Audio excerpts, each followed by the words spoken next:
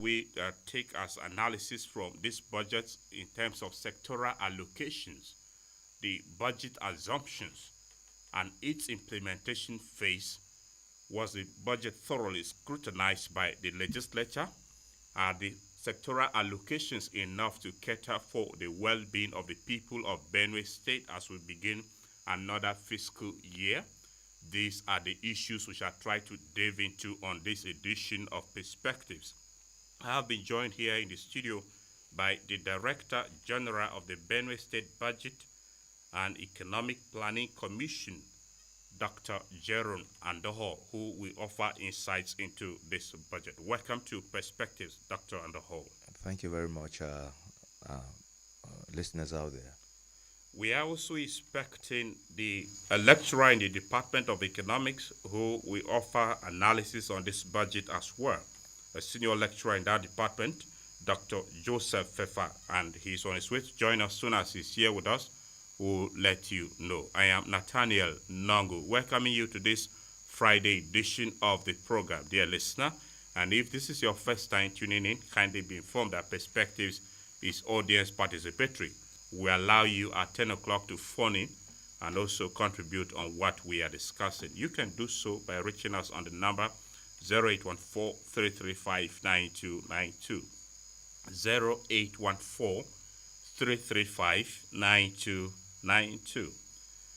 The line which is available for SMS through which you can also participate on the program is 0912-699-9404. The number once again is 0912-699-9404. You may also log on to our website on www.igateradio.tv.com to listen to us, the live stream, and access other content of iGate Radio as well. We are available on Radio Garden. You may also download the iGate Radio and TV app from Google Play Store, which avails you our platforms of the television online, the radio, as well as newspaper. We are available on social media platforms where the content is also streaming. Join us on these platforms to be a part of this edition. We'll take a short break, and once we're back, our discussion will begin. Kindly stay with us.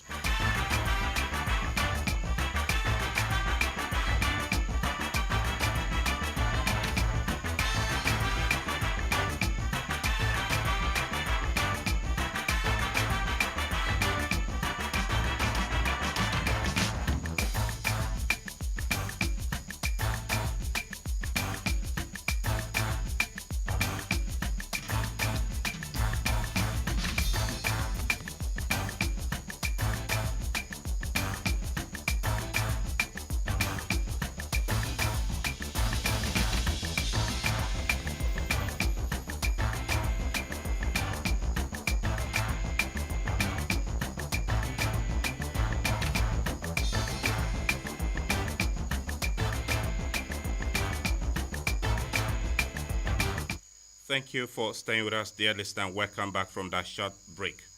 Dr. Andoho, Happy New Year. I think the year is not too old to say Happy New Year to you. Very well, Nat. Very well. Now, before we start, let's reflect briefly on the 2024 budget. What was its performance, right? Especially that there was also a supplementary budget to that particular 2024 budget of Benue State. Yeah, we had a budget of 225 billion as 2024, which was now supplemented by about 140 billion. So when you aggregate all of those, it came to about 373 billion.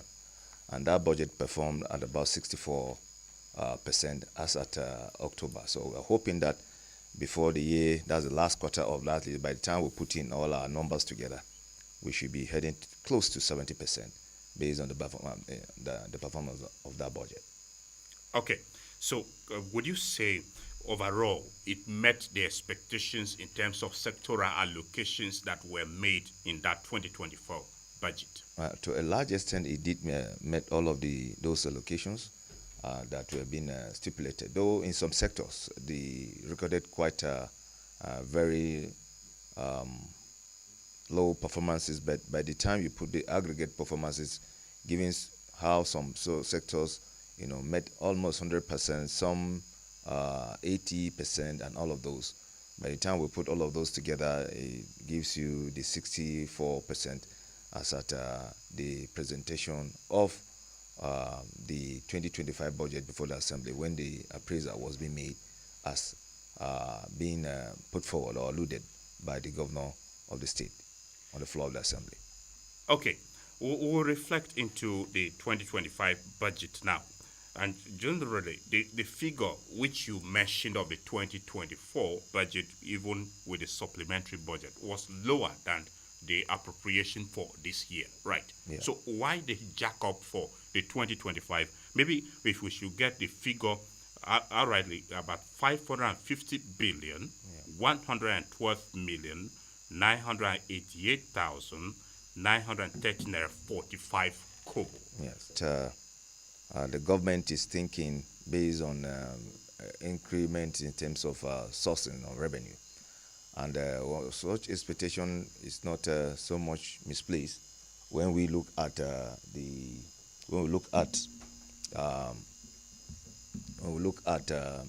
issues of IGR, where we are expecting to raising a whole lot of funding, especially as regards the solid minerals.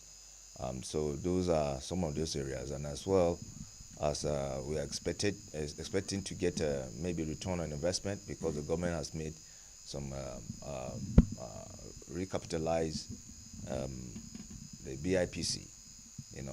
BIPC, as it were, not too long before last year, they had even launched beer, which is Ziva Lager beer, and we are expecting to get enough, not enough, but at least to a large extent, some good return on investment in BIPC, and several other areas where of inflows to the tune of close to 550 billion. And let me not additionally say this, that again, if we are looking at our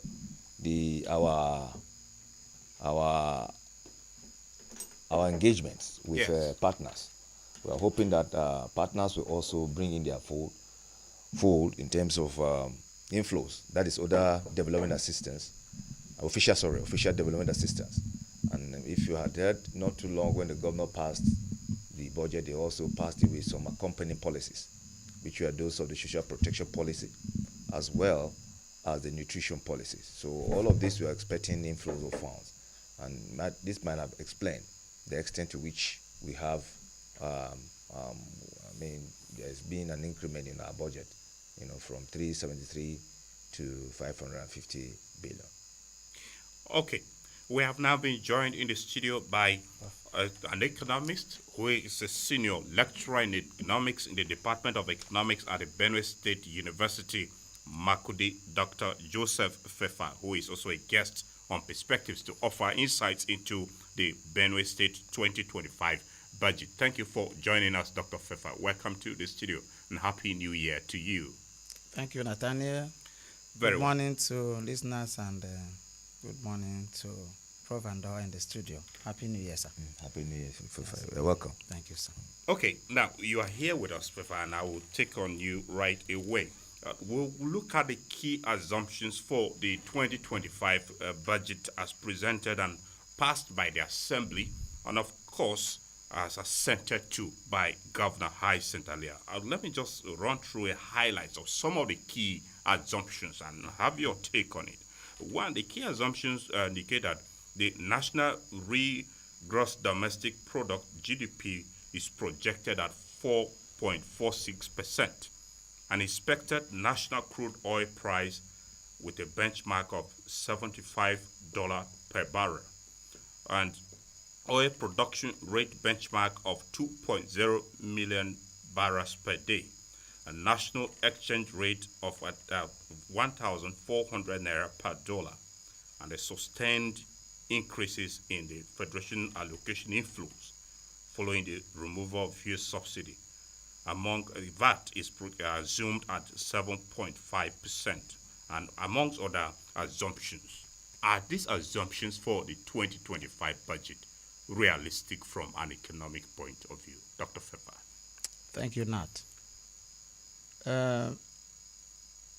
I was privileged to be at the budget retreat.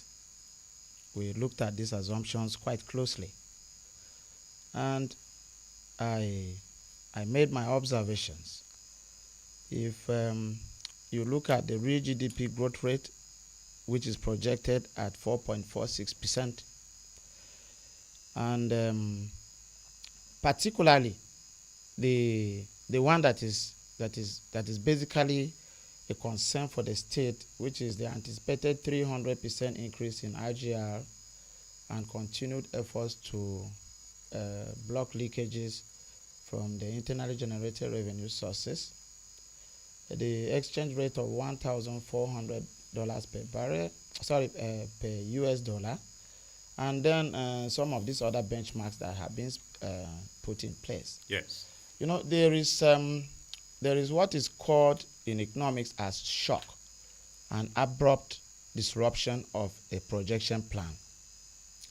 If there is a shock in federal allocation, for example, then it's going to affect the state budget a lot. If there is no way planned IGR strategy to cushion the effect should that happens. You know that Nigerian economy depends predominantly on crude oil supplies and then exports. When you have a projection of 2 million barrels per day, and we are not at the moment meeting that projection because we have not hit 2 million per barrel per day. We are rovering about 1.5, 1.6 or so. So now we have not even reached that one. The budget year has already begun. So that does not look so realistic. And you also know that even though the naira has appreciated, it still hovers around the official exchange rate of 1,500 naira per dollar. So 1.4 doesn't seem to be so realistic. But these assumptions hover around budget projections as usual. That's what is done. As I always say, budgets are derived from these assumptions, macroeconomic assumptions, and then medium-term fiscal expenditure framework, which is also on the basis of particular macroeconomic assumptions as we have seen here. But like I observed, for us to have expected that revenue will rise by 300% IGR is what I queried, and I still query. But as we progress on the program, there are ways to show that this can be achieved if particular things are put in place. So in as much as the assumptions do not seem to represent current realities in terms of economy, we still hope that as the year progresses, there are going to be adjustments in the process of movement of the economy, and then some of these parameters will now fit in place as have been assumed. Very well.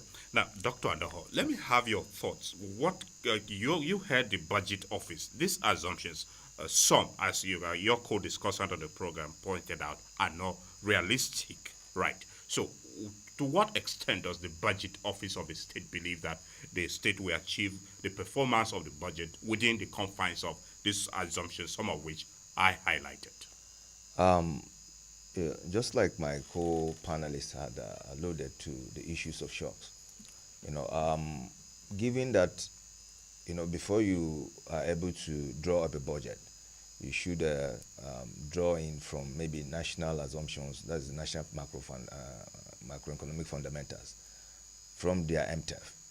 So as at the time we were drawing our budget, those were some of the assumptions that were within the MTEF, that's the national MTEF, that we needed to draw down to be able to see how we can fine-tune some of these issues within. But that notwithstanding, we again had made efforts to see how we were able to contain, just like what you said, the shocks. And it was for that reason, number one, that going forward, we are looking at ways to which we could provide some kind of maybe succor for the economy in seeing areas to which we can maybe augment our IGR. And one of the areas to which I did mention much earlier, earlier in the day, that's earlier in the year, by, do I say the third quarter, we started now seeing how viable will it be by recapitalizing BIPC. I had already mentioned this earlier in the program, that we needed to recapitalize BIPC so that it can go into some of this, especially the production of the lager beer, based on analysis that had been put forward. Benue State, consumes beer within the range of close to 1 billion naira almost every month. And if our governor is spending and is paying salaries, it means that we need to provide some kind of avenues whereby we can have capital in flight. That is, some kind of hold back our monies within our economy so that it still moves within our economy. Importantly, when you talk about economic activities of growth, it's simply that money is changing hands within that particular economy. So we needed to find areas fit to which, by the time the governor pays in salaries, will not have capital flight out of the state, and that could also serve as an absorber for us in terms of if there exists any external shock. The second thing that I did mention again in the program was that we are looking towards having going into solid minerals, as a state. And if you had listened to the governor not too long before the year end, he had even created some kind of maybe a company, a bureau that was now charged completely with solid mineral exploration within our confine, as well as creating some kind of a company that will serve as an SPU. That is, the government now wants to go into mining as well. I know there's a whole lot of money that comes in through mining. So with that, the expectation is that we are also going to show up our IGR, and as well that can also serve as a buffer, against any external shock. And I had already said earlier again in the program that our intent of seeing how areas whereby there are leakages within IGR, leakages in IGR, we should be able to close them up much more better, to be able to see how we can also retain monies within the confines of our economy, and then maybe do the business of governance. Okay, talking about IGR here, for your prediction, the key assumption for the 2025 budget is that it's anticipated a 300% increase. That's the IGR, right? Yeah. Give us an understanding of what was the IGR situation in the last budget of 2024. The IGR situation there, we had raised, give or take, it was within the neighborhood of about 30 billion thereabout, that it did perform in the last budget session. And that's more is why we had seen that effort, and then giving our projections or what is expected within the economy, then we had to now raise it by 300%, which is close to, I think, about 150 or thereabout, increase. That's about 150 billion. We are looking forward to having that much within our confines. All right, Dr. Fefa, the overall figure of this budget, before you joined us, I reflected on it, but maybe I should reflect on it again. It's a budget of about 550 billion, 112 million, 988,935 naira 45 kobo. And the budget represents 47.5% increase over the 2024 revised and approved budget. Is this huge figure for a budget of Benue State at this time achievable? Well, I don't want to liken the Benue State budget situation to the queries that have been raised on the Ondo State budget. When I was driving to the studio, when you were doing your national dailies, I heard about how realistic the Ondo budget is. Yes. I also, if you look at budget increments from 2023 to 2025, the difference between 2023 budget and 2024, an increment of 107% was recorded. And rightly, as you have said, there's an increment over the 2024 revised budget by 47%. If you look at the increment overall between 2023 and 2025, is over 200% increase. Now, it's not just about getting figures for a budget. And what may have informed this increment is that maybe government has deliberate goodwill for the people of Benue State in terms of trying to drive a human capital development as the budget is christened, boosting food security through agricultural production, and then developing an economy that is digitally based. Now, that's a philosophy. But when you look at the budget vis-a-vis revenue projections, then I took some budget line items, like Prof rightly mentioned when you asked him about the performance of the IGR for the 2024 budget. 2024 budget independent revenue items stood for at about 34 billion naira. The performance was 14 billion, which amounted to, as at October, 43.3 or so percent. Now, this IGR projection rose to about 323.3%. Now, when you look at independent revenue projections, for what we have had for this government, something that happens which is good, which we must commend first of all, is that government has tried to reduce borrowing as much as possible to an anticipated rate of just 26 billion for the budget, which is partly 4.7% of the overall budget.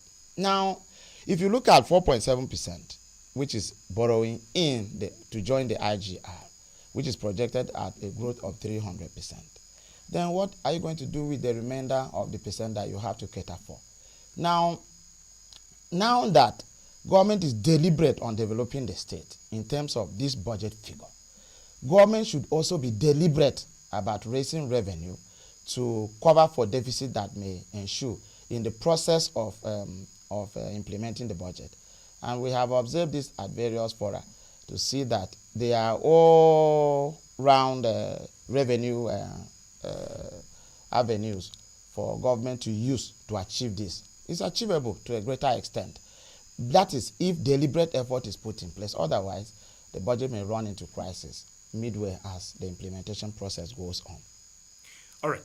Now, Dr. Andaho, this figure I quoted here is the same figure the governor presented to the assembly, and it is the same figure the assembly approved and the governor assented to. Yeah. Do you believe that the legislature actually did a thorough scrutiny of this budget before passing it? The legislature did a whole gamut of activities. There's a mistake that some of the public sometimes get to make. If you look at the sectoral balances, and there may be line items, readjustments, the whole gamut of activities did happen in there. But in as much as the legislature try to adjust the budget, they also want to lie within a confine that it looks reasonable. Because already from even discussions within the space of where we are now, there is this kind of phobia as to how realistic our budget is, and maybe how tenable at the end of the day that it will perform. So the list also is also mindful of that. So instead of enlarging the figure to make things even become much more maybe difficult for the state, what they've tried to do is to look at within sectors, which sector gets what, whether it's the amount is getting is too little, then we'll go to a sector that gets so much, so as to draw in funds from there to come and maybe see how you can augment for the other sector.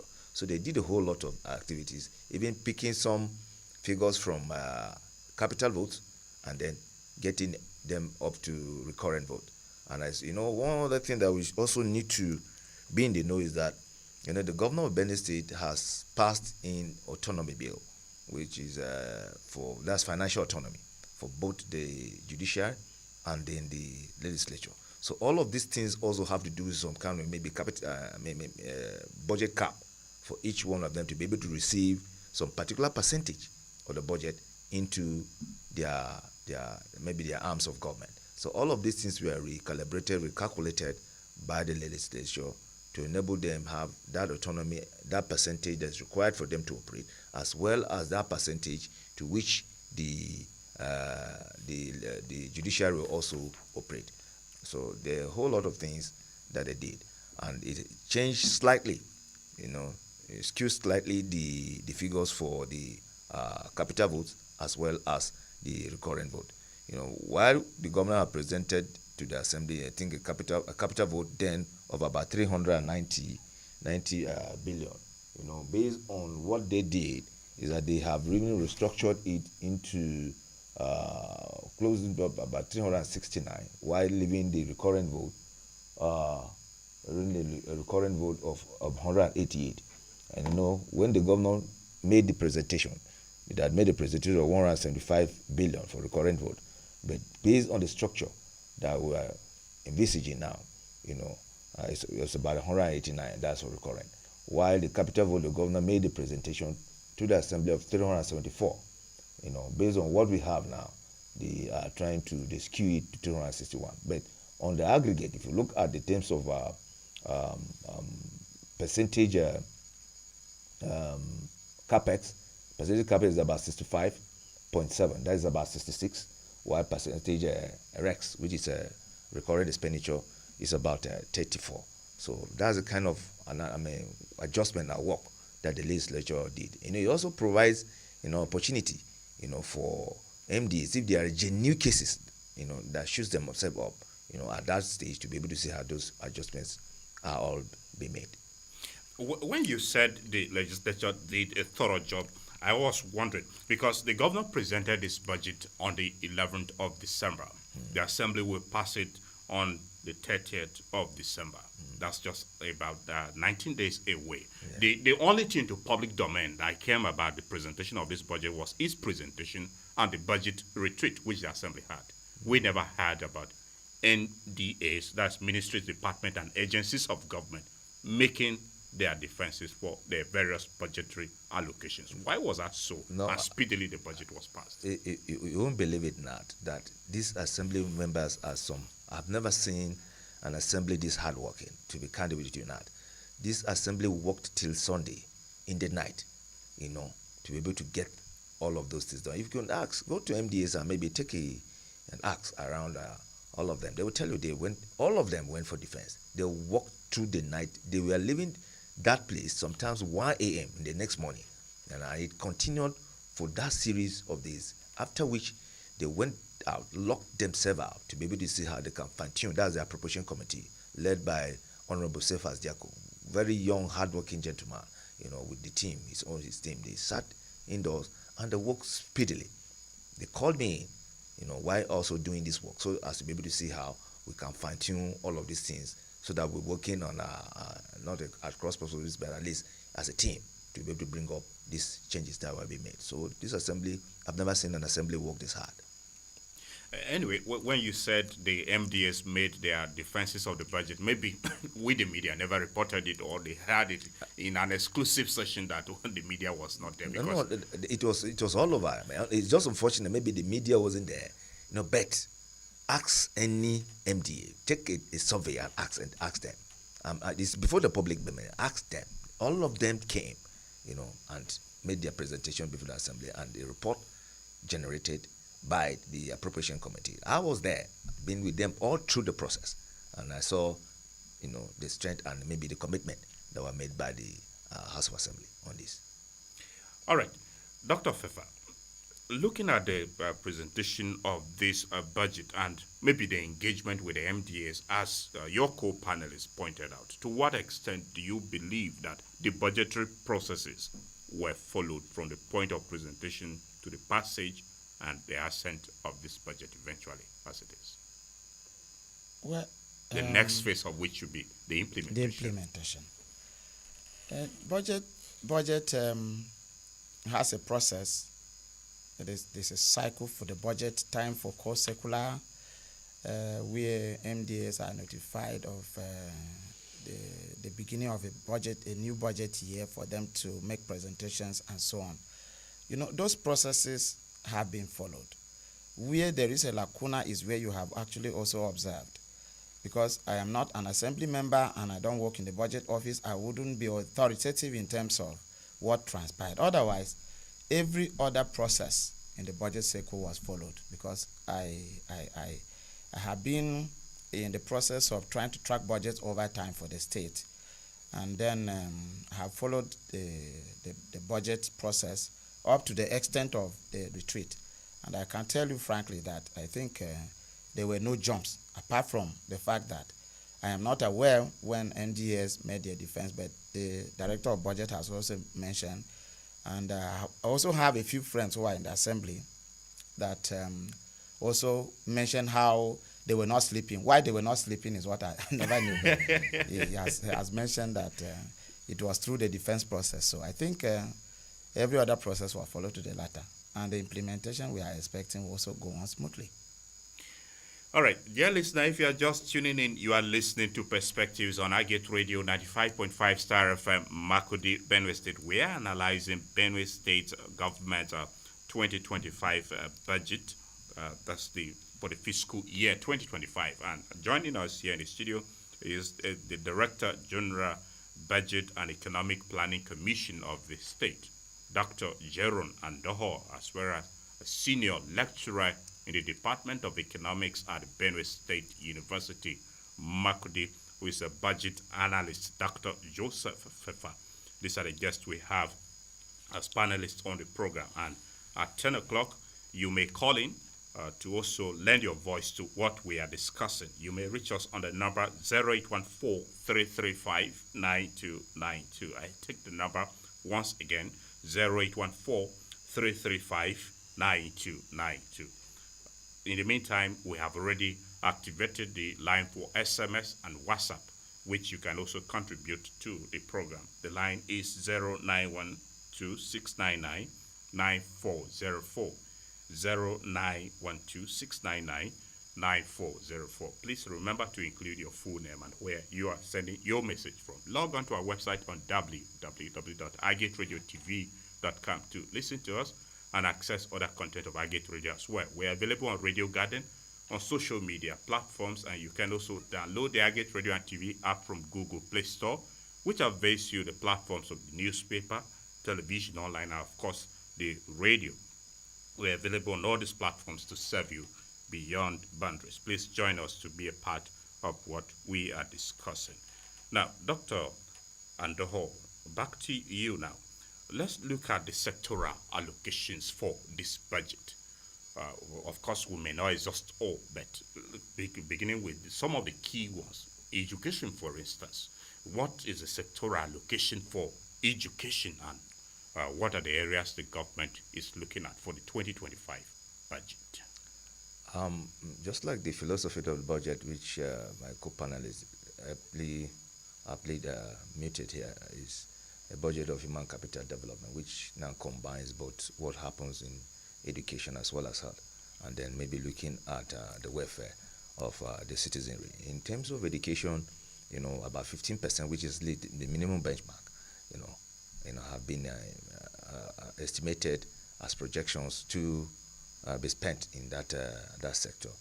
And if you look at what the federal government is doing, there is this what they call HOPE. That's the HOPE program.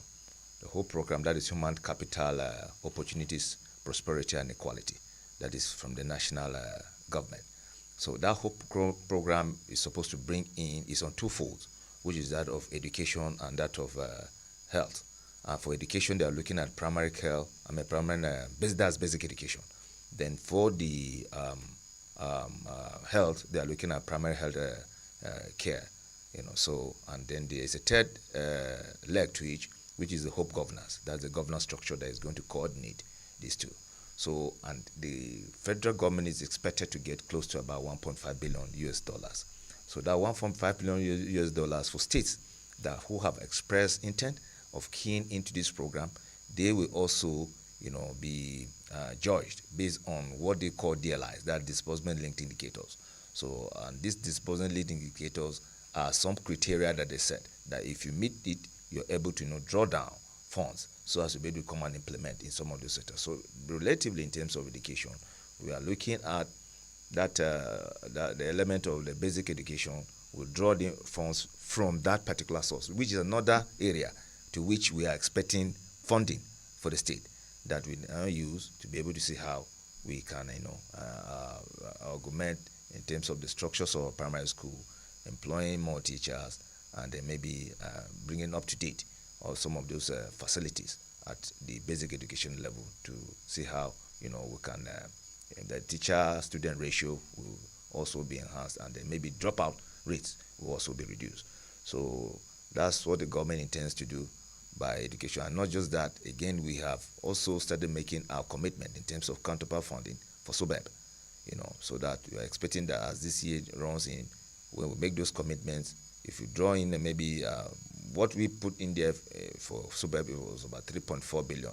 So we are expecting to draw in another 3.4 billion within the envelope of about 7 billion. So if you have that kind of funds, structure it also into basic education, that will also be massive.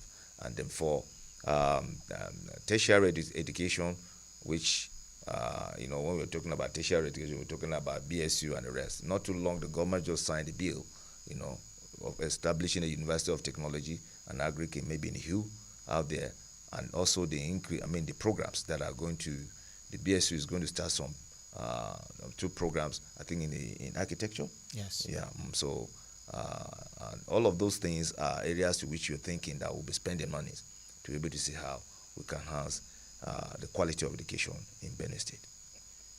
Okay, Dr. Fefa, even though your colleague did not point out the figure, a perusal of the notes I have to show that education and knowledge management sector is allocated 82.5 billion naira in the budget. Is this sectoral allocation enough, and does it represent the 15% which he stated? I already mentioned this thing. Yes. The philosophy of the budget and allocations are apt.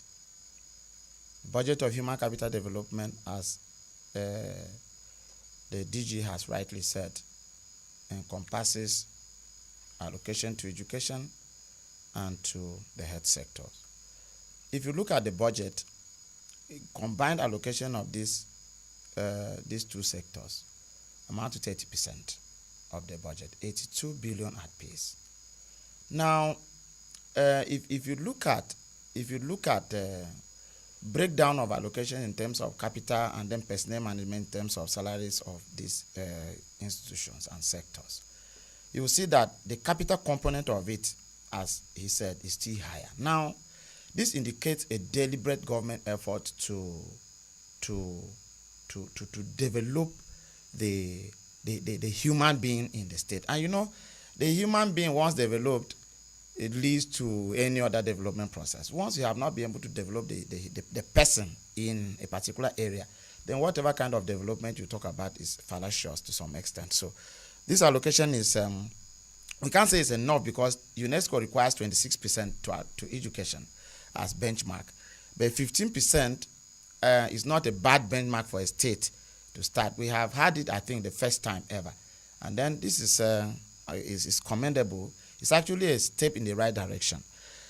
Now, when you look at allocation to infrastructure, is 20%. 20%, these infrastructure changes have been made. They are very insignificant in terms of percentages. Now, we have 110 billion going to infrastructural development. Now, what we observed at a point is that the governor of the state is particularly concerned about opening up the state and linking the local governments in terms of rural roads and so on. What he's doing is that he's doing within the towns and elsewhere, he's doing nylon tar, which is what is expected of a good government to do in terms of infrastructure and road network development. Now, a road at the moment costs 1 billion per kilometer. How many kilometers of road will be made and what is going to be left for development of other infrastructure is what the budget office and the executive arm of government will also have to contend with. Because 110 billion, if you want to extract from there, then we are going to have minimal road construction for the state, because it's very expensive to construct roads. The quality that the governor has decided to embark upon. Now, when you look at that, and then you look at food security, which agriculture takes the budget of 15.228%, which is about 84 billion naira.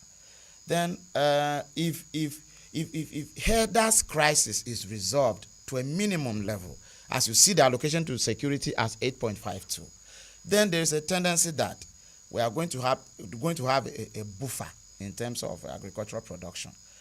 The idea of government in this case, as I've been mentioned, is that government is expected to return the name of the state as the food basket of nation to reality, so that we can now have internal sufficiency in terms of food supply, and then even give out to the other people. So philosophically, if you look at the sectoral allocations, then you are right to say that the philosophy of the budget is actually achieved. Particularly that when you look at what is happening to digital economy, as it were. Now, but what is very important about this is that 9 billion has been allocated to capital development of the digital economy sector. And, a key in this process is that in each senatorial district, the government has decided that they will build a knowledge center for each senatorial district. And then there's going to be a spread of internet around these rural areas for each senatorial district. That's an idea that will push people, young people particularly, to take advantage of digitalizing the economy, to use platforms that exist on this, to have online sales or whatever we produce within the state, and then take advantage of other omni platforms and other applications on the internet to do business that will boost the economy of the state. So philosophically, in terms of allocations, the allocations suit the philosophy of the budget and how it is christened. Once it is implemented in this regard, by the next year, we should be looking at ourselves somewhere else different from where we are now. Okay, Dr. Adaho, Fefa actually touched on some of the sectors even beyond the immediate education we were looking at. But let's look at the health and human service sector, for instance. What is the allocation there, and what are the priorities of government in the health sector for this particular budget? I had, when I opened up statement where I was discussing issues of education, Yes. I had also mentioned a little bit of health, especially at the primary health care center, which I said that part of the funding that we're going to also get is from the HOPE project. So about 500 billion is going to come in to that 500 US dollars is going to come in for that sector, and as it were, we'll also be using that, as to draw down some of those funds from the federal, so as to impute into the health sector. That is the primary health care center. So we will now be refurbishing most of them, as well as seeing how some of those facilities that hitherto were not there, we're putting them in place, as well as maybe getting jobs for people, at least at that primary health care centers, to at least pick up one or two other jobs, to see how they can provide those services to our people at the grassroots. And that said, the government is also looking at that's at the tertiary and the secondary sector. The government is trying to see how they can put up of equivalent, the teaching hospital of that equivalent at Zone A, because if you look at the state, as it were, you have the teaching hospital in Zone B, which is resident here in Makodi. You have the university, The University of Health Sciences. Health Sciences, Tukpo. Tukpo. Okay. So it's Zone A now. There is some kind of left with that kind of void. So we're trying to see how we can pick up. The government is trying to see how you can pick up a particular maybe general hospital there, and then turn it into something of that status. That is in terms of the tertiary healthcare centers. And for the secondary that I did mention earlier, some of the funding that are going to come in from IGR as well as FAC, we used to see how we can maintain some of those secondary facilities, healthcare facilities, that's general hospitals all around the state, as well as get in the right requisite personnel, to hold back. That aside, the issue of this bond scheme, the government wants to now see how they can, get their bond scheme now moving. That is by, paying for the education of some of our medical doctors who are in the universities, hoping that by the time they leave, they can also come and then put in some work for the state over a period of maybe 2-3 years before they can let go into other endeavors that they wish to have. So these are some of those areas that the government is looking towards, seeing how they can get our health system running. All right, Dr. Fefa, let's look at security, for instance. Security is one issue that has continued to bedevil Benue State, right? If you look at the allocation, it's about 46.8 billion, representing 8.52%. Is that enough to address the security challenges the state is grappling with? The allocation to security 8.52%. Yes. Security matters are also erratic. There's no way anybody can say that because we have a security challenge for 2024 up to December, we are going to have the same security challenge for 2025, the year 2025. If proper management of the process is done, as we have noticed, a slight reduction. There are guerrilla attacks within the state in terms of security leakages here and there, but to a greater extent, the magnitude has reduced.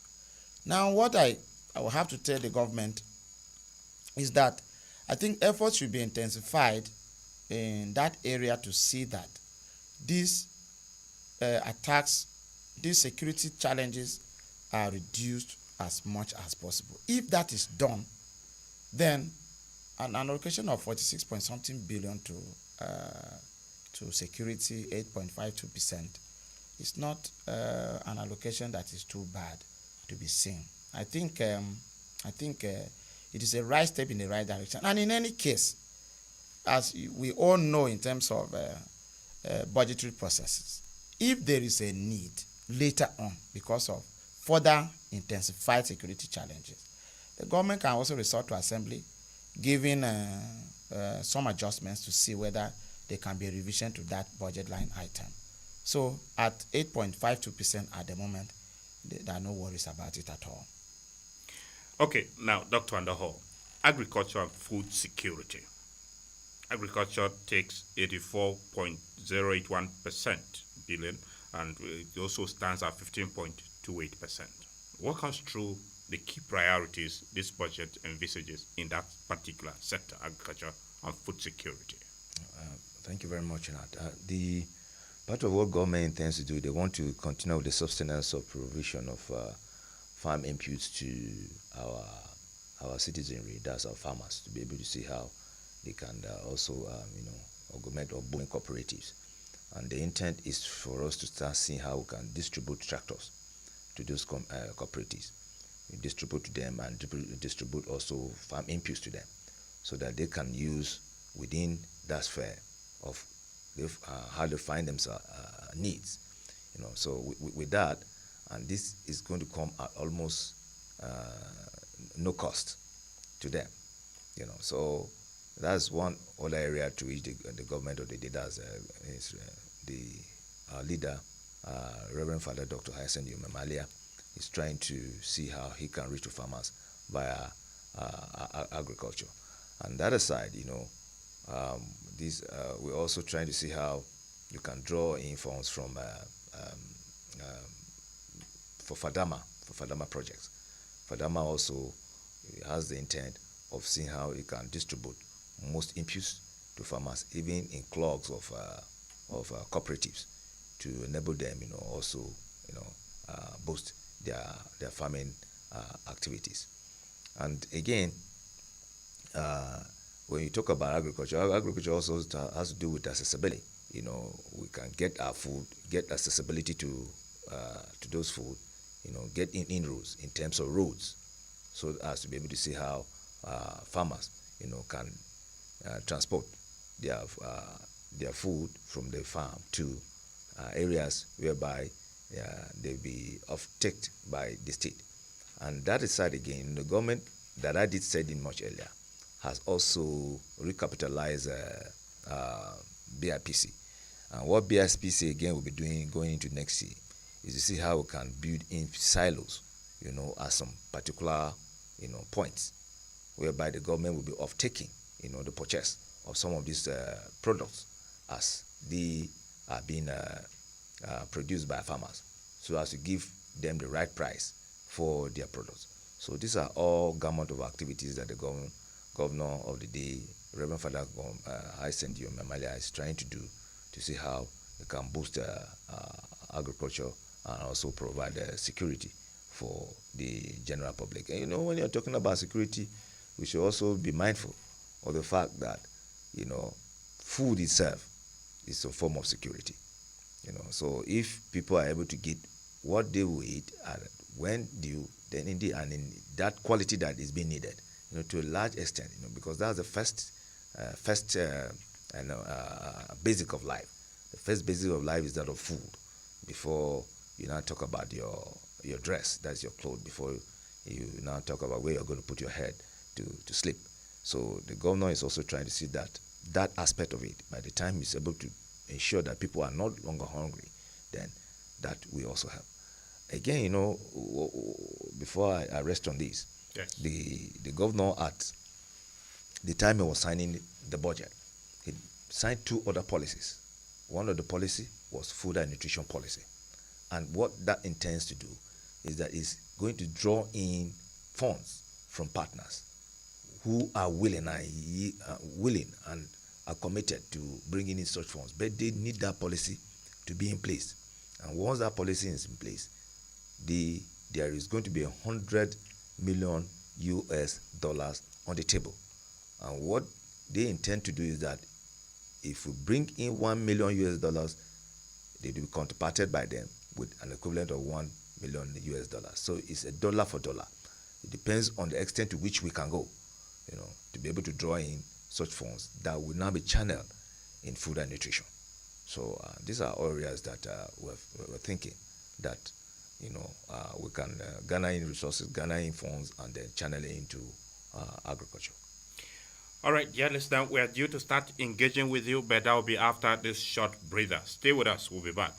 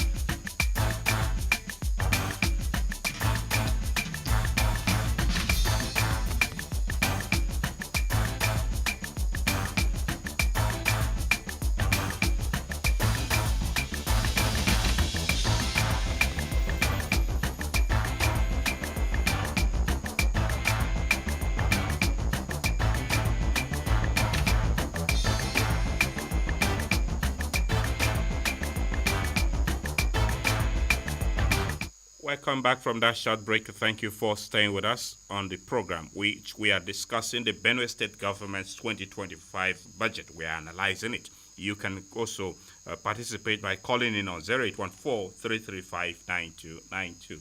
The line once again is 0814-335-9292. Once you connect with us, we would like to know your full name and where you are calling in from. Good morning and welcome to Perspectives. Good morning, Nathaniel. Thank you for joining us. My regards to the guests in the studio. Thank you. Thank you. Thank you. You are speaking with Dominic Cooper from Tulengo, my local government. Okay, thank you, Dominic. Go ahead. Thank you. The figure in the budget is quite huge as compared to last year's budget. But, the implementation is another problem. When the budget is implemented, it will.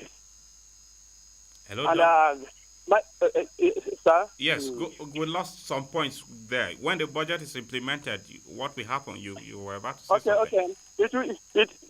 It will serve we Benue State well. And my take on the program is that the security is a watchdog. When the security situation is being taken care of in the budget, it will serve us in a very good perspective. So my take is that let the government of Benue State focus more on the security situation in Benue State. Thank you so very much. All right. Thank you, Dominic. We appreciate you for calling in. All right. Government should focus more on security in the maybe in the implementation of the budget. Okay, that's fine. Thank you for your opinion, Dominic. Good morning and welcome to Perspectives. Good morning, sir. Thank you. In regards to the other guest you have, Thank you very much. Your Thank network you. is breaking. May you change your my name position? I'm Sai Gabriel, calling from International Market. Okay, Sai Gabriel, the network at your end seems to be breaking. Kindly change your position so we can hear you better, please. Okay. Speak on. Can Sai. you Yes, can you go. hear me now? Go on, Gabriel.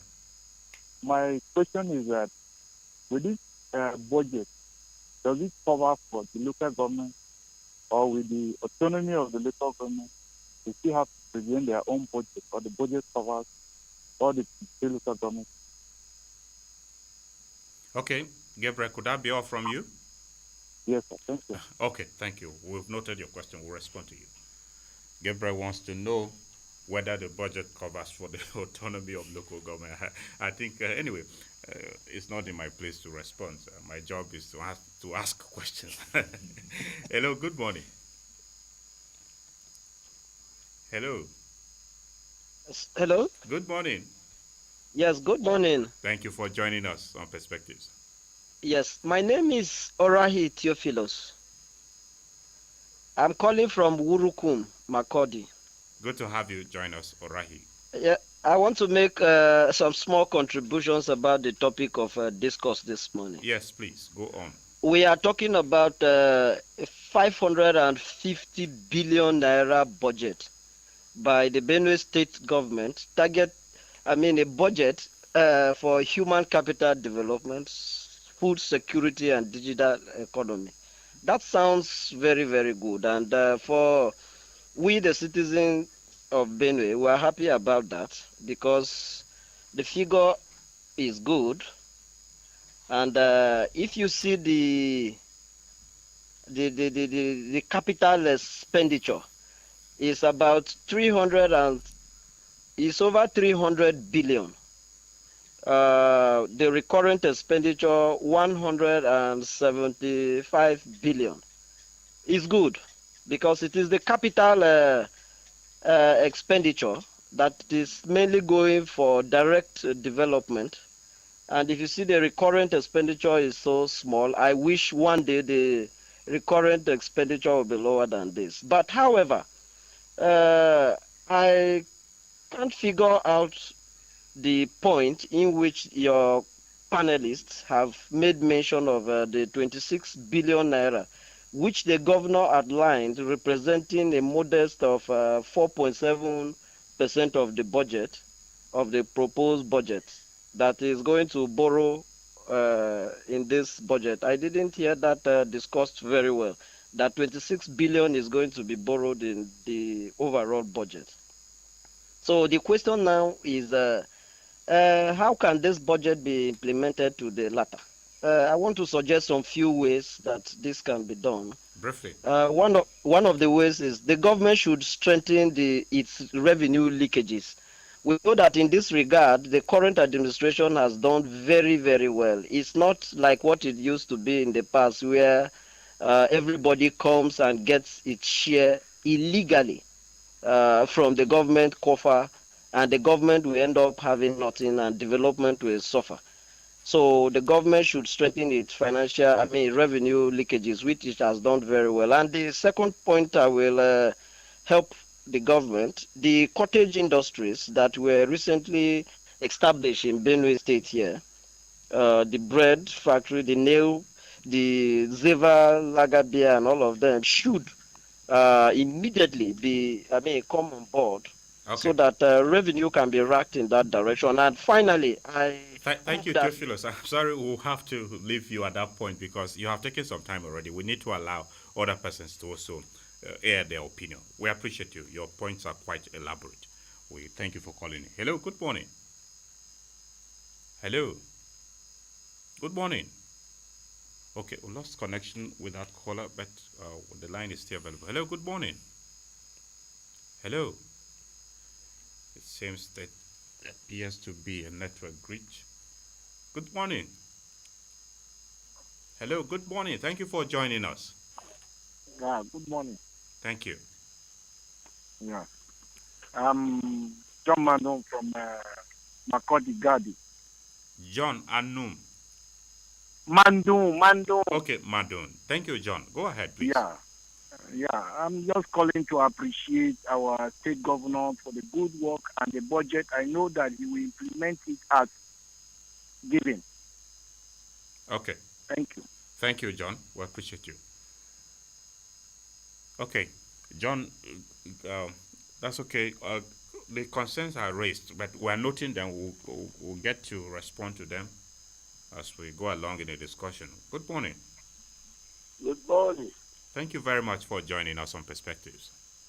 Yes, thank you, Nathaniel. My name is Jonathan Ichawe Good to have you join us, sir. Where are you reaching us from? from Makodi, North Bank, Good Estate. Okay. Happy New Year, sir. Yes, same to you and your guest. Thank you. Thank you, sir.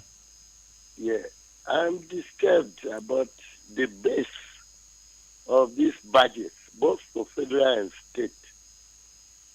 When you are doing a budget, a projection, you don't base it on what you budgeted last year. You base it on the actuals of last year. If you budgeted 10 billion, for example, and your actual came out to be 7 billion, then your base now is 7 billion and not 10 billion. And the assumptions, as you have noted, or they have noted, are totally unrealistic. 2 million barrels per day, which is the main income item, is unrealistic. Everybody is trying to run away from fossil fuels. So the demand is going to continue to drop, not increase. And even if it increases, what is our production capacity? We are at now 1.49, 1.5 million per day. What are we going to do to jack this up from 1st January to 2 billion? It's totally unrealistic. And then even the exchange rate of 1,400. Nathaniel, that is what beats my imagination. What magic are they going to do? The value of the currency is based on the production. We are virtually producing all this oil. What years are we producing that will change that narrative? Then I want to make a suggestion. Yes. Concerning rural roads. This has worked in Australia very well. Now there is autonomy of local governments now. We had long time ago, abolished poll tax. So we can actually now ask communities, maybe Council, what is your project? What your major project you want? When we agree, you bring 30%. Local government bring 30%. State government 40%. And you see that the communities will tax themselves to bring the 30% of the cost of that project. This has been going on in Australia and is working well. Maybe we can sell that to Raham. Okay. And then Nathaniel. Yes, sir. Thank you, The Benue sir. IJR, they are hoping that these companies, DRPs is rolling out the bread the Zeva will rake in additional from where? The company tax goes to the federal government. The value added tax is going to go to federal government. Are they going to begin to pay dividends? Okay. And it is only the small personal income tax of the workers in this company that goes to the state government. I think that assumption is ridiculous. Thank you, sir. Very ridiculous. Thank you. And on the minerals, the solid minerals, we should conclude we have here, not sir. even started extracting them. It will take a year of plot. You know how long it took to establish what is not Dangote cement. We appreciate you, sir. Thank you for your point. We appreciate you. Eda Jonathan Ichavi, of course, he's a financial expert too, so he's entitled to his opinions. We appreciate you for calling in, adding your voice to what we are discussing. Let's hear from you. We want to know your concerns about this budget, how it can be best implemented, areas you feel there should be improvement. Hello, good morning. Hello, good morning, sir. Nathan here. Thank you for joining us on Perspectives. Thank you very much. My regard to your guest in the studio, sir. Thank you. Yes, my name is Vincent Ako. I'm calling from Wadata. Good to have you join us, Vincent. Thank you very much. You see, 550 billion naira is not a small money. It's a very huge money. And we thank God in as much as it was the bill was passed overnight. We still thank God. I want to say that the issue of this Benue beer, this Benue brewery that your guest is talking about, your guest talked about it earlier on. I think when he started his first speech. I think I will advise that money that they want to channel into Benue beer should be channeled into other things like Benue, because talking about beer, I don't think it's even important, because we already have more than enough drunkards in Benue State. We should be talking of how to control the drainage that has been causing floods in my house. So I want to appeal to him that he should please forget about the beer and then do something about the cover that is causing flood. Okay. So that they won't be telling me to relocate from one safer ground to the other year in, year out. Thank you very much, sir. Vincent, thank you. We appreciate you for calling in. Our focus majorly is not on the beer, and we are not discussing. Our focus majorly is on the budget overall. So you're talking about infrastructure. So that's okay. It would have been good, and not just to ridicule any other efforts the government may be making in any regard at all. And to say we have enough drunkards, that's not too palatable anyway. Good morning. Thank you for joining us. I'm Takuluku Anyamazinga. I'm calling from Abetemba Yong Boko local government. Good to have you join us here, Takuluku. Yes. For the topic of discussion, I want to first of all appreciate the governor for proposing this budget and the State Assembly for working on it tirelessly, and again for the signing of the budget. One thing is our implementation aspect of the budget. We had this huge amount budget for 2025, but the implementation is the problem. If implementation takes place successfully, Benue people will have a cause to smile. And again, for the aspect of security, all of us have to come together, especially those elites, those big names of Benue State has to come together and team up for our security. The entire Benue State has to, all hands to be on deck for all Benue people to be sleeping with their eyes closed. Okay. Thank you very much. Thank you for your opinion. We appreciate you for calling in. Security should be taken care of. Maybe more efforts should be required from all to address the challenge. Good morning. Hello, good morning, sir. Thank you for joining us. My name is Simeon Ajegi. Thank you very much for joining us, Prof. I'm Where are you calling from North Bank. Okay, thank you, sir. First, I want to ask a question. Is a budget a surplus or a deficit budget? That's number one. Number two, sir, the issue of security. Now, I like to use ASU as an example. Injury to one is injury to all. And therefore, I want to suggest that on issues of security, like the last speaker just said, Benue should be one in trying to repel people who come to create problem in Benue State. Therefore, if there is a problem, for instance, in Agatu, the whole of Benue should move there. If there's a problem in Sankara, the whole of Benue should move there. If there's a problem in any other part of Benue, the whole of Benue should move there. It will not just be an Agatu or Sankara or Uju problem alone. If we do that, we might be taking a bigger and more effective step towards curbing the issue of security. And finally, sir, still on security, you see, security matters are not issues you discuss too publicly. Oh, tomorrow I'm going to do this here, I'm going to do this here. The people that are coming to attack you will get forehand information, and they will also take precaution. So we might look at it from that perspective. And I wish that when it comes to implementation, we should match the programs with the philosophy like it has been done and make sure that we block leakages. Thank you, sir. Thank you very much for joining us on the program, sir. We appreciate your opinion. Thank you. Professor Simeon Ajigi.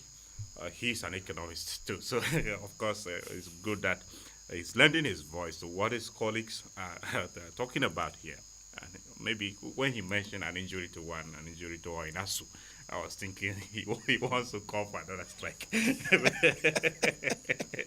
ASU people are known for calling for strike at all times. Anyway, okay, let's stay on the course temporarily and come back to you, I guess, in the studio. We'll begin with Sai Gabriel. Sai Gabriel wants to know whether the budget covers local governments and the provision for local government autonomy. Dr. Andoho, you superintend over the budget office. Help us understand if anyway, respond to the concerns by Gabriel. Okay. Presented, it covers each and every cranny of the state, each part of the state. That is number one. Number two, I think his concern was as regards will local government also be put up their own budgets, if I got him a bit correct. Well, they be put up their own budgets in terms of what they will need for each and all local government, or is this budget going to be the one that will suffice for all of them? No, the thing here is that since local government have the autonomy, yes, they will indeed need to put up, each local government need to bring up their own budget, and at the end we try to consolidate the entirety of local government budgets, more so given these issues of autonomy. So that at the end needs to be done, but it's a process. We're also seeing how we'll get them trained in most of those other processes, and as well try as much as possible to ensure that all of this, their budgets become consolidated, because the law, as we have it, the fiscal responsibility law, has also given our commission the mandate, to be in sync with the Local Government Service Commission and the Bureau, how we can train local government on issues of budget. Do I go ahead and react to some of those other issues, or maybe I just wait on you till? Closely related to his concern is that of anyway, we were going to isolate this to speak about it independently, but when it came up as a question, let's take it up from there, particularly the borrowing plan of the budget. Theophilus Olahi touched on it, which definitely we're going to come to that discussion. Yeah. But he mentioned it in terms of help us give us insights into what is the borrowing plan of the government towards financing this 2025 budget. When the government came in, based on the estimated amount in terms of debts that the state, that hung on the state, it was within a neighborhood close to 350 billion. So for the state again to go ahead and start. Anyway, when that neighborhood, The figures in public domain may have, are there the records to support that figure? Very well. Okay. Very well. Some of those ones are debts that didn't throw themselves up within the public domain, but when you start computing it in terms of salaries, in terms of all manner of borrowings that within the face of government, it came to close to 350 billion. Yeah, the reason why I asked so is that I've been privileged to look at the handover notes of the previous government, Yes. and what it stated, which was handed as debt, Yes. does not represent what you quoted, Yes. which is why I asked if there are records you have. There are supporting records. that. There are records to that, because some of those figures that you see didn't even take cognizance of the amount of arrears that were being owed OCAS, which was within the number of close to 20 billion over 10 months. They didn't take record of salary arrears. They only took record of the amount of money the state borrowed from maybe official sources and maybe the foreign sources. They didn't take notice of all of this other nitty-gritty. And all of these things are borrowings. So we aggregate all of these issues and add them to what they provided. It comes within a number of close to 350 billion. Okay, so let's come back to the borrowing plan for this borrowing plan particular for budget. budget. Yes, for this particular budget, let me just tie it to the comment that was made by Ajegi. For the fact that we had already put in place a 26 billion naira loan, plan to see how we can borrow, it shows that the budget itself is a deficit one. So, but one thing this government has ensured that it doesn't do is for the fact that already the state is heavily burdened in terms of debt. So, the need of borrowing is not so, the zeal to borrow is not so much there. But that is notwithstanding, as the governor did say, he said, look, yes, he has agreed that this budget is a deficit one, and he intends to borrow only if it becomes absolutely necessary for him to go and borrow. Or else, even that 26 billion that is on the table as a borrowing plan, he's trying to see that if it's possible for him to raise that money elsewhere, even within the confines, or maybe if it's possible for him to have some kind of help from official development assistance, then he can release up funds for him to be able to contain that issue of 26 billion naira. So for the budget, yes, it's a deficit one, and as it were, the borrowing plan is within the number of 26 billion, and the governor, which is sustainable, given our indices, but that he will only borrow if it becomes absolutely necessary to borrow, while also noting that if you borrow, you should also channel it into productive areas that will have those kind of positive spin-offs on the generality of the Benue economy. Okay, Dr. Fefa, the concern raised by Simeon Ajegi, whether the budget is a deficit or a surplus one. Your colleague just pointed out that it's a deficit one. With a huge budget figure as it is, and being a deficit budget with a borrowing plan of 26 billion, to what extent does that align with the economic priorities of the state for the year? I think very apt. I must say,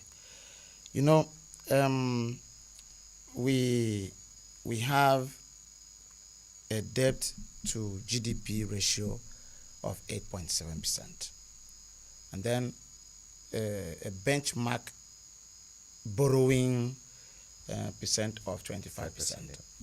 This 4.7% borrowing plan lies very well below those benchmarks, and for me, even though I'm supposed to be on this show, give a critical view to the budget as it is, I think it is a step in the right direction. And as the DG rightly said, you don't borrow to consume. That has been the problem of Nigeria as a country over time. If we have a budget of 550 billion and only 26 billion is earmarked for borrowing to supplement the deficit of that budget, I think we have moved very way away from what is the policy previously to something that is going to be a new dawn.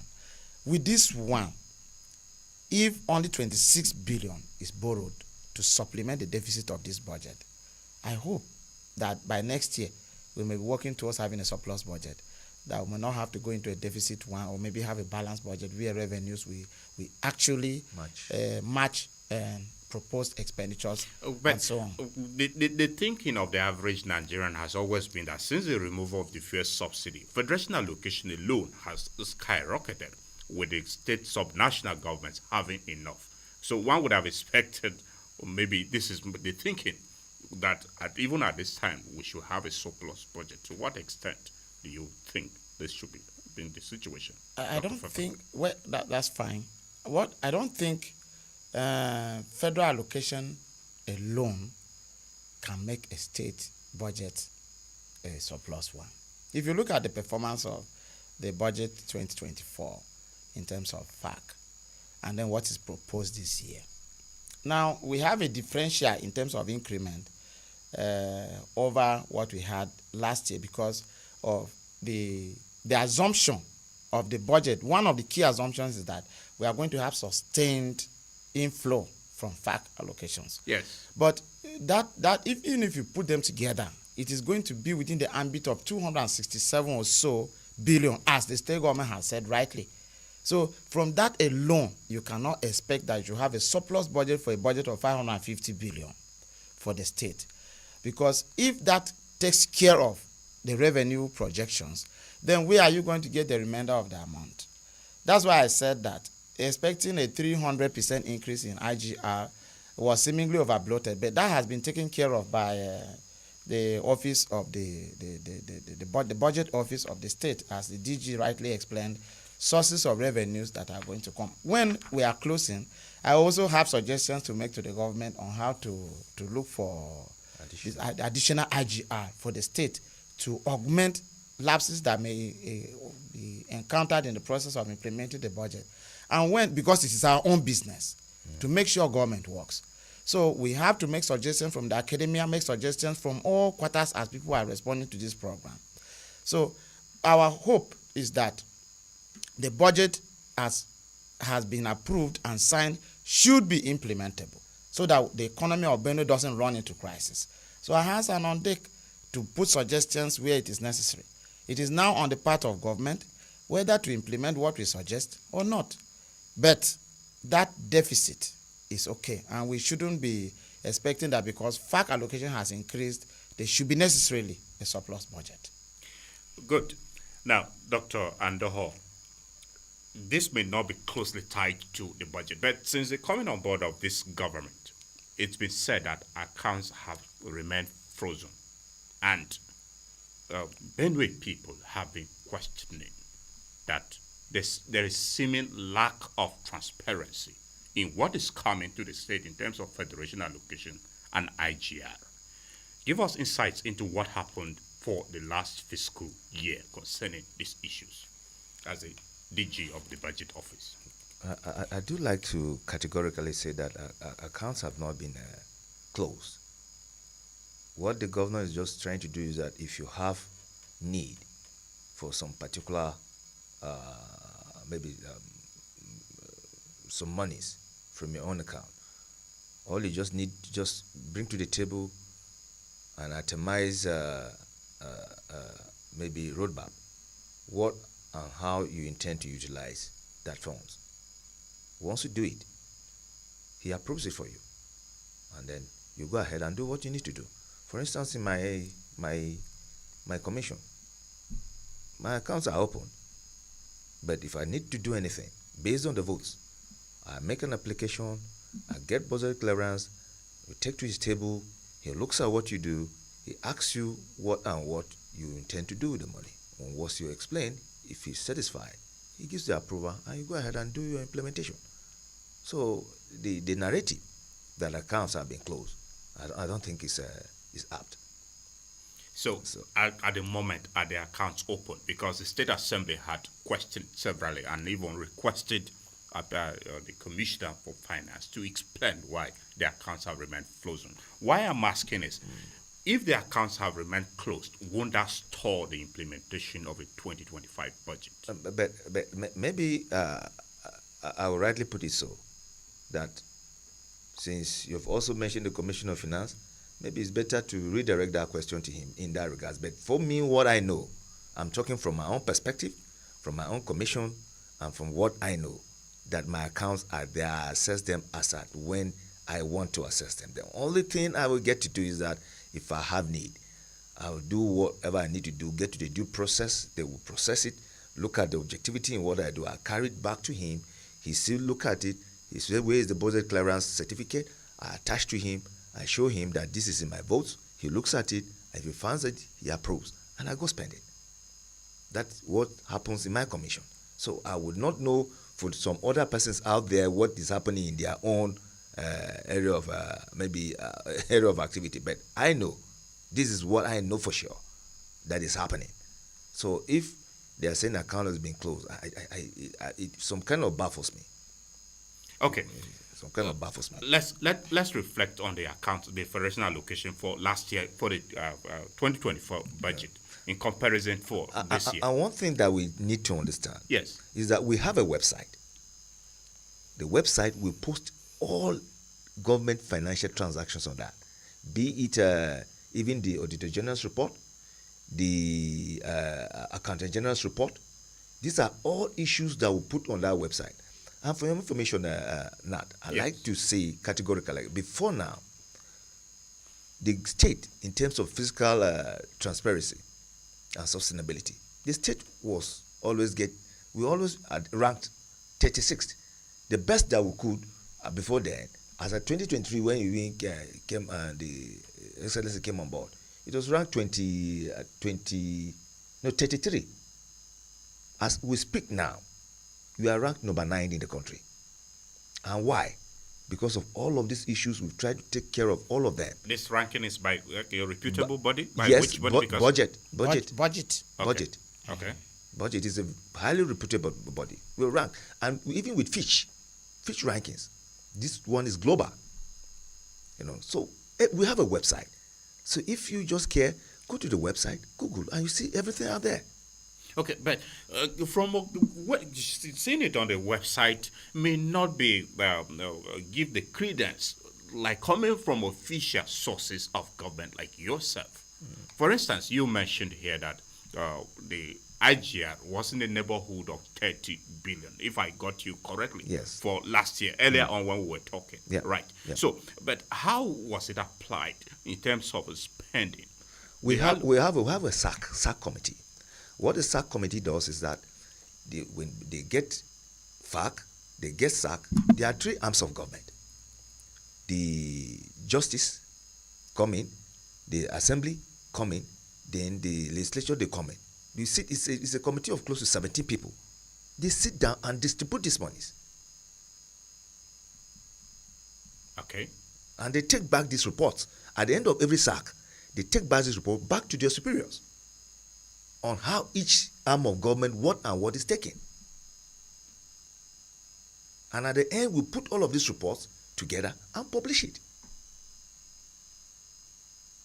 So if anybody wants to, it's just for you, visit the website.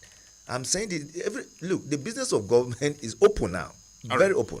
Okay. I mean, now, Dr. Fufa, you want to say something on this particular issue? Yes. Please go ahead briefly because we still have some grounds to cover before we conclude. When you said that people have had cause to say that the state account have remained closed or blocked for some time, that's the information in public domain. And the government has never disputed it from official sources. But I'm disputing it now. He may not be the right person to, even though he's in charge of the budget office, to make categorical statements on that. In fact, the commissioner of finance should be able to be explicit on that matter.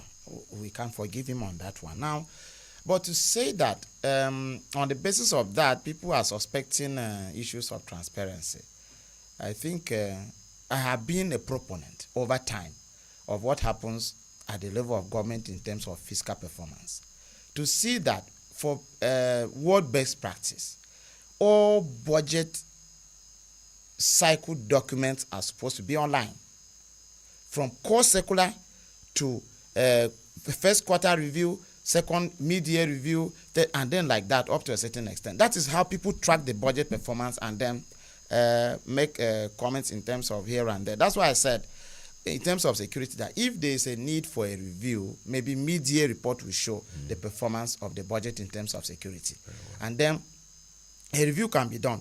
If you look at the performance of aid and grants as a budget line for 2024 budget, the only way a government can attract aid and grant, and this government attracted aid and grant in the excess of 10 billion as against the proposed 40 billion, that the approved estimate of 40 billion. What that means is that if you transparently handle your budget figures, then you are going to attract more aid. And then again, if you look at Capital Development Fund budget line performed up to 94% of that budget. The idea is that counterpart funding by the state government had been to a greater extent, greater than what we have observed we have experienced in the past. And so government is also being able to access more funds in this regard. So the issue of transparency may not just be a case to look at, even when you are looking at people insinuating that budgets are blocked. That may be no, but I think why that may be accepted as a strategy, won't it stall the implementation of the current budget for 2025, which we are discussing? I can assure you not categorically that it's going to be a hindrance.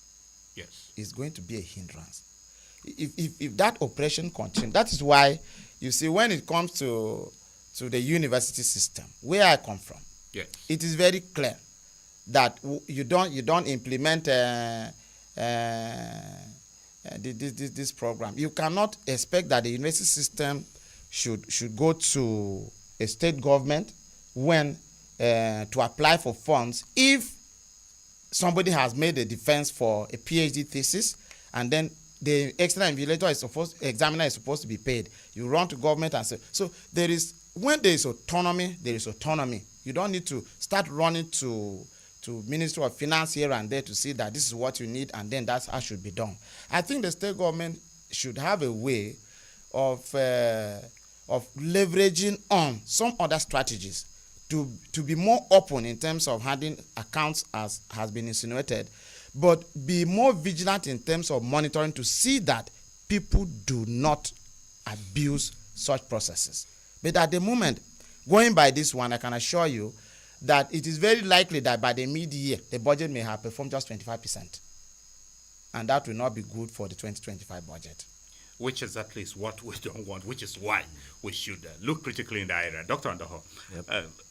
The sectoral allocations we are looking at, let's just look at this. 0.93% of the budget for programs aimed at improving social protection, which includes unemployment benefits, housing, and poverty alleviation initiatives. This seems to be a nagging issue, social protection, and just a paltry 0.93%. Would that, in a way, address the social safety needs of Benue people? The percent might look a bit small, but when you now put it in terms of Naira and Kobo, it becomes a bit big. Why it looks paltry is that this also covers the evolving strategies for 3 IDP pathways, resettlement, relocation, and returnees. Under the Ministry of Disaster, you are aware of the thousands of people in the IDP camps. Yeah, if you had read the governor's speech again, there was a caveat to that. He said that this is going to be done while recognizing that we are also going to have efforts from development partners. He made that assertion. So that therefore means that in as much as this money might not be enough, we have releases in terms of official development assistance or funds from these other sources. And that goes to show that as at the last budget signing of 2025, there was also a policy that was kicked in, which is the social protection policy. So we are expected to get huge funding from our development partners, because that is what they were waiting for, to also see how they can, bring in their funding, which most of them come in terms of kind, they bring in all manner of maybe some birds, some housing, and all of those things. When you cost all of those things and then you put it into maybe CDF or counterpart funding, then indeed you now start seeing a whole gamut of activities also in that regard. Okay, Dr. Fifa, let me have your take on the social safety needs of Benue people as envisaged by this budget. The social protection 0.93%, programs covering unemployment benefits, housing, poverty alleviation, and also the needs of the IDPs. When you look at percentages, 0.9, it looks quite minute, but it depends on what the government wants to do. First of all, what category of unemployed people is government intending to take care of? If you want to give benefits, who is going to benefit? Given the quantum of unemployment that we have, the percentage of unemployment that we have, the number of people that are unemployed in the state, one is tempted to say that this percentage is very minute, but this is the first time we are having an item in the budget tagged social protection, and it's a test case. Government is going to look at what is going to happen. Now, government will see what we have. We have covered what we have received in terms of official development assistance, and it will guide government to make a more proper, sustainable plan for people in this category to benefit from them, including the IDPs. We are hoping that IDPs shouldn't continue to be a point of reference in the budget, as with the passage of time, security will be stabilized and then they will have to return to their ancestral homes and so on. They will leave the places, this makeshift arrangement that they are staying in. But being that as it may, government will look at what this item we achieve in the budget and see how to properly situate it in the next budget. I think that is what I can say on this item, as it were. Let me just quickly add to that. Okay. There are about what the government is just even trying to do is that for each and every ward, you are looking how they can situate maybe a project, a macro project that will assist the vulnerable, two of them within each ward. So we have 276 of these wards. So if you multiply that, you are looking at close to about 552 projects, that are going to, help, bring succor to most of our vulnerable. And not to talk about beneficiaries through our NG cares that we intend to, give them maybe about 150,000 each, covering maybe some persons of close to 10,000 persons, all around the state.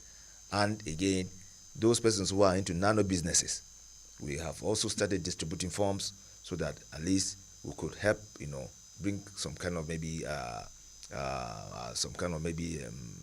hedge or maybe support to their little businesses so as to uplift them and then maybe help propel economic activities and growth within the Benue economic space. So these are some areas to which we're thinking that we would help do all of this. And those unemployment benefits, like I did say, some are going to be trained in small scale businesses, small activities like hair barbing and all of those things. By the time we do that training, we give them about 150,000 naira as startup packs to enable them start one or two things.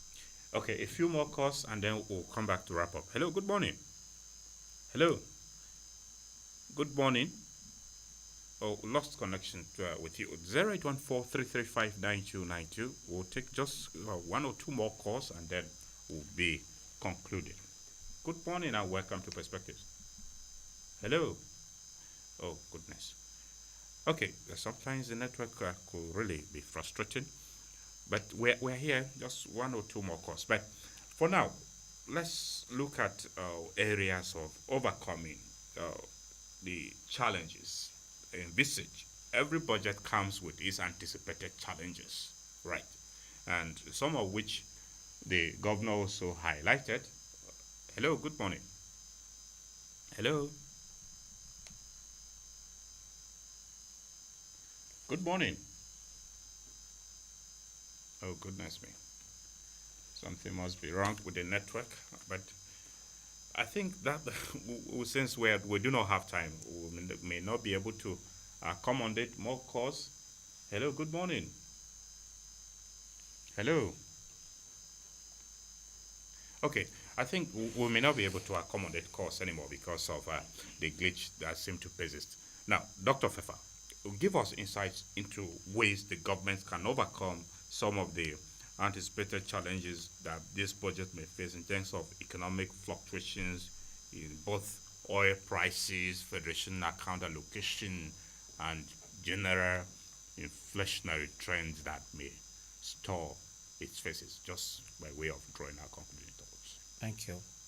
I already had mentioned, like that EDA also talked about the assumptions of the upon which the budget is based. Yes. Both at the national level and at the state level, they don't seem to be realistic. So for the state, the only thing that the state government needs to do is not to hinge its own revenue projections on assumptions, macroeconomic, nationally based macroeconomic assumptions, but look within to see how government can actually take full control of increase that can come from IGR. Like the DG mentioned sometime, a bureau for solid minerals has been created by the government. If exploration and exploitation actually starts, then that's going to be a huge revenue base for the state. But you know, that area requires time, like somebody mentioned, a caller mentioned during the program. So it may not be something that is coming in January, not something that is coming in February and so on. So, but there are some other things that requires to be done, that areas that need to be explored. And one of them I mentioned is the issue of certificate of occupancy, C of O's. For all urban, this should be a policy, an executive policy, that all urban houses, that's in Makurdi, Boko, Kasnala, and Otukpo, that have no title papers, should be issued C of O's seamlessly. And what I propose is that if you want these households or these houses, people who own these properties, to pay 50,000 naira for C of O, now it's going to attract more people to have this title. If you capture 1 million of these people, then you are going to have 50 billion naira for the budget. And subsequently, people who have this title to continue to pay ground rent. Once they continue to pay, government continues to get revenue from these revenue sources. Again, if you look at the per capita, IGR per capita of the state, is just partly 2,710. It means that generally people do not pay taxes in this place. There is a tax that government has to enforce that has remained like that, which is development levy of 1,000 naira per a taxable adult.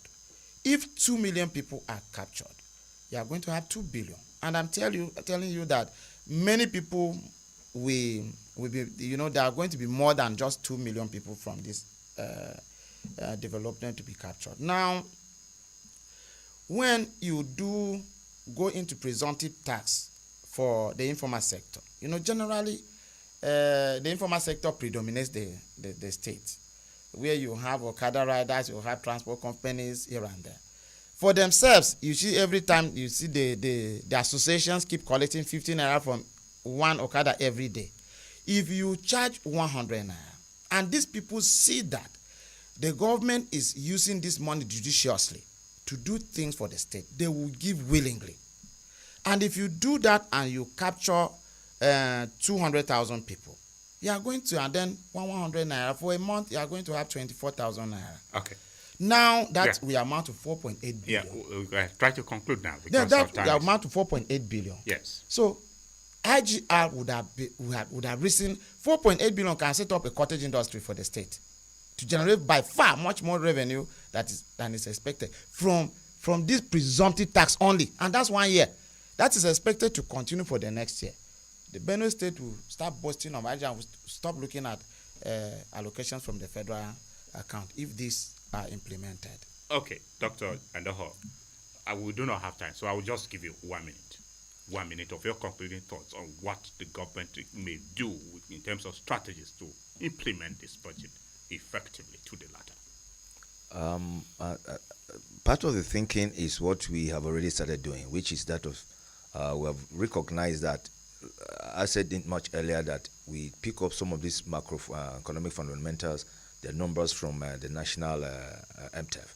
So if we pick them up, again, they made some slight changes to theirs, but we pick them up, and if they are not as as germane to hold on to, we need to put up our own buffers, our own shock absorbers, within the states. In case those shocks come in, we should be able to take it, and that's the more reason why we had to see how we can stretch our RGR, look at areas whereby we can buffer our state revenue, so as to be able to contend with any shock that comes in from the center. And I'd like to respond to just one thing quickly. Yes. That when you talk about budgeting, there are various approaches to budgeting. Yes. The one that the state adopts is that of zero-based budgeting. That means at the end of every year you deconstruct and reconstruct again.